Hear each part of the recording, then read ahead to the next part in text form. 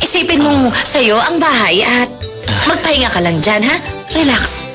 Okay.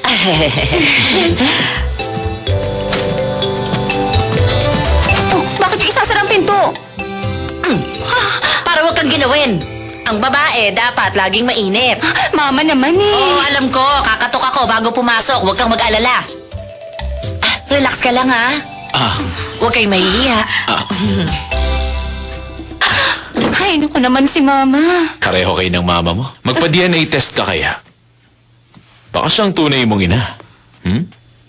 Ay, gagawa ka talaga ng paraan para huwag ako maging prinsesa, di ba? Wala akong pwedeng maupuan. Eto pala. Oh! Hoy, huwag mo tingnan yan. Mga litrato ko yan. Dapat tingnan ng fiancé ang old pictures na mapapangasawa niya. Basta, huwag kang makulit. Akin na nga yan. Akin na. Akin na.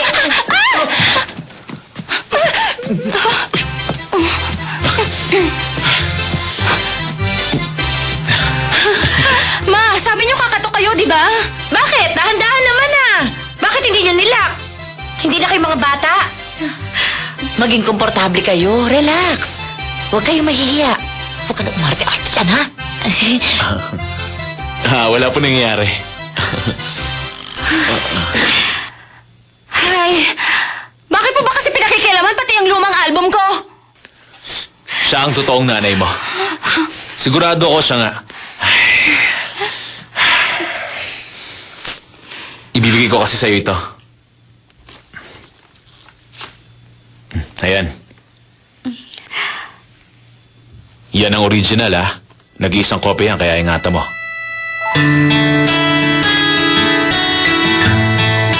Nagpunta ka dito para ibigay ito. Para umalis na ako agad. Sobra ka naman. Gusto ko lang na makita mo agad ang picture ng papa mo.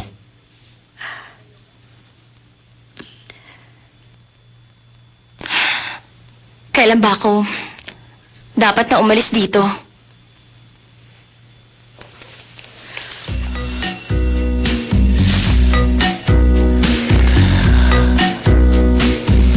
Sa lalang madaling panahon sana.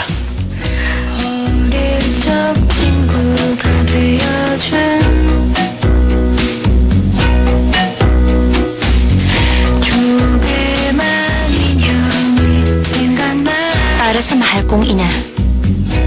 Mama, si Lisel po ito. Una, pumunta kayo sa kusina. Kumuha kayo ng isang basong tubig sa ref. May gamot na pampakalma doon sa drawer. Doon sa walang hawakan.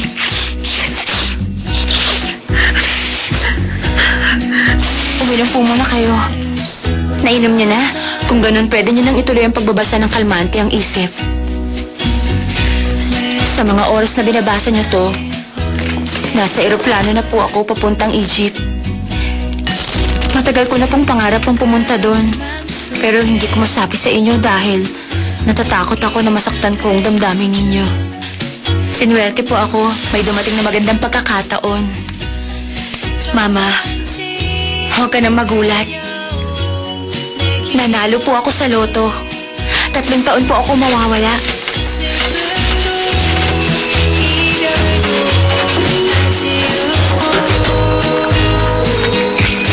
Umalis ako nang hindi na nagpapaalam para hindi niya po ako mapigil. Mama, sorry po talaga. Tatawag po ako pagdating ko doon. Mahal na mahal ko kayo. Lisel.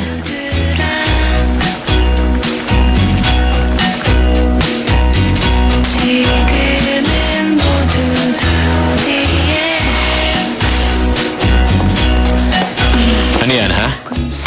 Ito, wala naman. Kailan ka pa dumating? Ngayon lang. Patingin? Teka lang.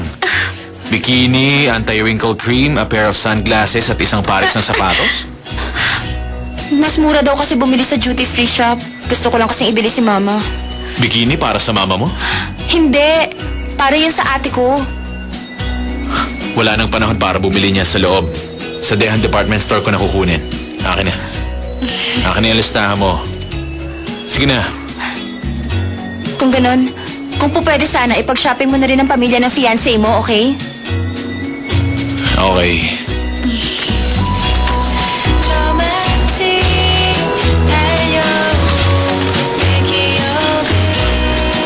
Oras na. Halika na.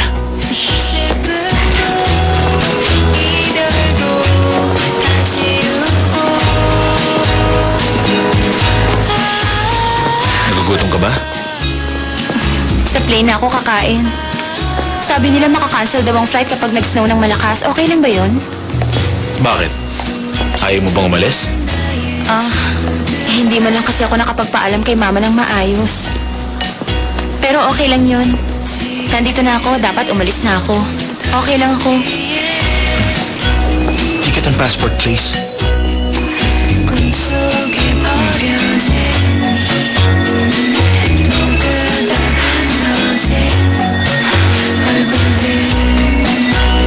Eto.